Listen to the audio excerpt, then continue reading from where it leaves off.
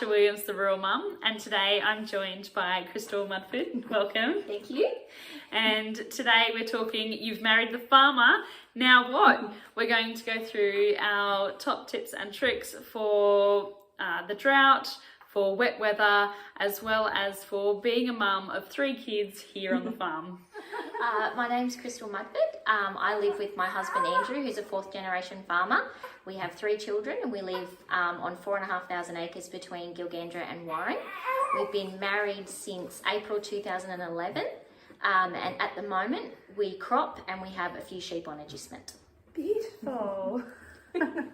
And before moving to the farm, what was your upbringing? Where did you grow up? I grew up, started at Cobar and then we moved around a lot. My dad was a shearer and he managed properties, so we moved around quite a lot. I've lived in Goondiwindi, Burke, Cobar, Tilpa. I went to high school in Dubbo, uni in Dubbo, and met Andrew at the pub in Dubbo, and then moved out between Gilgandra and Warren. On a day-to-day basis, what's your interactions both in the job that you do and with the farm? So in June 2021, I started a job as the director of a preschool.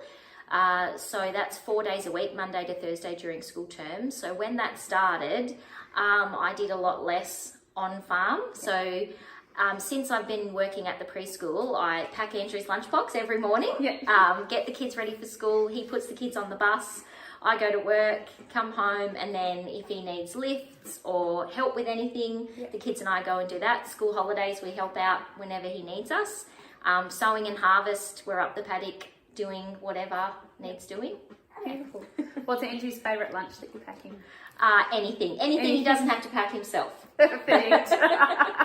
Is there anything that you've changed or adapted having the kids on farm with you, particularly during school holidays or on those weekends? No, the kids just come with me. They do whatever I'm doing. And before I went back to work, when they were babies, I would just put them in a baby carrier and they'd come with me. Yes. So, That's good. Yeah. So, do you mainly use the car, or what vehicle do you use to get around the car? Get around the farm? Usually just the car. Our petrol car goes across the stubble. It tows the comb trailer, the chemical trailer, the fuel trailer. It does everything. What are your must-haves in a vehicle that you've got out here? A phone with battery, phone charger, water, and something to keep the kids occupied, a footy or something in case we get stuck up the paddock for ages. Perfect. Oh, and a few snacks. Snacks are always good. Yes. Snacks are always very helpful. What was the biggest hurdle or surprise that you found when you moved to the farm? I don't really think there was, because I've lived out of town growing up. It was nice to actually get back out of town. So I liked going out there. Is there anything that you wish you'd known before you moved onto Andrew's place? I don't think so. No. Good. It's a great lifestyle. It's a great lifestyle, and it's a great place to raise children out on the land. Yeah, absolutely. I couldn't think of a better place to raise kids. Yeah. Just send them out. Yeah, exactly. They've got space, and it's good. Yeah. Is there any additional safety measures that you put in place around the farm once the kids sort of became of age and a bit more independent? Okay, so safety. When the kids got a bit older, they know now that they're not allowed to go over to the machinery shed if mum or dad aren't there, because there's machines, a few chemicals. They just don't go over there. We also say, there could be snakes over there, and there has been before, so that keeps them out. If they see Andrew around the shed in a ute or the sprayer or the tractor, you just got to stay in the house yard till he goes, just so Dad knows where you are, sort of thing. And Andrew knows that too, that they're in the house yard, so that's how we help keep them safe. Beautiful. Any other safety aspects that you've inputted into the place? Not really, because if we're going up the paddock, they're always with us and we just keep an eye on them. Yeah, perfect. Yeah. So is there any advice that you would give to other women of the land, anyone who's moving onto a farm? Talk about what you think your life's going to be like. Talk about children, talk about what the parental load is going to be like, talk about high school depending on where you live, because sometimes that can be a big issue, knowing where to send your children away when they start high school. Just keep communicating with each other. Yeah. Yeah. For the future as well as for current. Exactly. Yeah. 5 most important lessons that you've learnt while being out on the farm with Andrew and the kids. Definitely have patience, because things can take a long time. Every season will end. Sometimes it can be a really crappy season, but eventually it will end and things will get better. Enjoy it, because I just feel so lucky to be able to live out on the land and raise our children there. Do you have any mum or dad hacks, tips and tricks that you implement on a daily basis to make things a bit easier for yourself and the kids and for working with Andrew? Be as organised as you can. So meal planning. Now that the kids are at school, all the uniforms get ironed and put on a rack, so in the morning they get their clothes out. Knowing what you're going to cook, packing the lunch boxes at the same time every day, having a routine, I think, helps everything run smoothly, because the kids know the routine, Andrew knows the routine, and it just helps. It just makes your life easier. Yeah. Good. Are there other aspects that you bring into that routine? Probably not. Yeah. No, I don't think so. Yeah. Perfect. During the school holidays, is there any additional activities that you do or pre-plan for the kids, or they work in with you and Andrew? Yeah, they just work in with us. And I have to say, the routine goes out the window in the school holidays, but that's a good thing, because everyone needs a break. So, yeah. Do you believe in a work-life balance? What does that look like on the farm with you guys?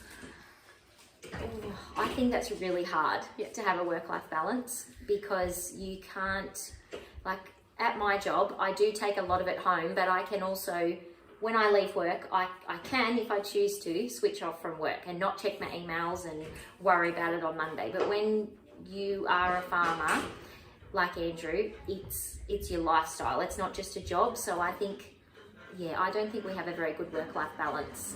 Yeah. But that's probably something we should work on. For Andrew, more than anything. Yeah, because it's important.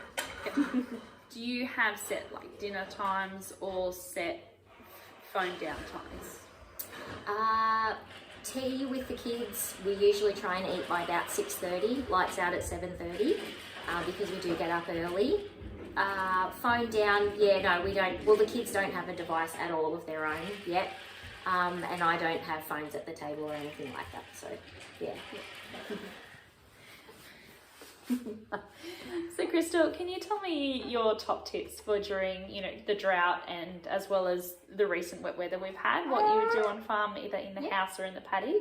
Okay, so during the drought, it's a really good time to get all your dams cleaned out. We had all of our dams go dry, so my husband just got in, paid a contractor to come and clean out all our dams, and that is a good thing to do because it increased our water storage, so it sets you up for future droughts, which hopefully there's not many.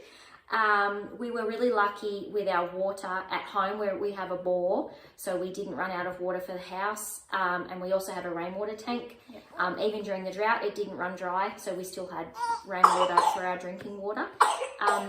But just before the drought started, we were just getting back into sheep, so it was an easy decision for us to just sell off those sheep, and then that was really that was a good thing, because that was one less thing for Andrew to worry about during the drought. And then we didn't touch our topsoil, so it didn't blow away. So that's a top tip. Try not to do any ploughing. Let the weeds go to keep that soil together. During the wet times, Andrew did a lot of burr digging, because it's easy to pull them out by hand. And just bookwork, shed jobs. And during the drought, he also re-stumped our house. So spent hours under the house digging, putting blocks in, and saved us about $30,000, I think, by doing that himself. So and but during both of those times, just keeping in the back of your mind, it will eventually end. Staying positive. Yeah, absolutely. Stay positive. Keep planning for the good times. That's right. Exactly. So one thing I have tried to do over the years, because Andrew, like most farmers, doesn't like to leave, so for his birthday, I would buy him tickets to like the PBR at Newcastle or a cricket game, so that I've already paid for it. So we had to go with neighbours or some of his cousins, and he'd go, even if it was just for one night, just to get away from the farm, do something different, have a few beers, just catch up with people and just do something different. Yeah. Oh, great tip. Great tip. I do the same with Ned. Yeah. Yeah. Yeah. So once you've actually booked and paid for the tickets and it gets to the day of leaving or the week of leaving, is there anything that you do to help him leave the farm? I pack the bag, I iron the clothes, I put everything in and say, ring whoever you're taking, tell them to come here. We get it, they would usually take our car. It was a good excuse. I'd have to vacuum out the car and they'd go. So perfect. No excuses not to go. Exactly, that's right. Write down what needs to be done, I'll do it. That's right, Thank you very much for coming to the farm today, Crystal, and giving us a really good round view of being a mum on the land and marrying your farmer.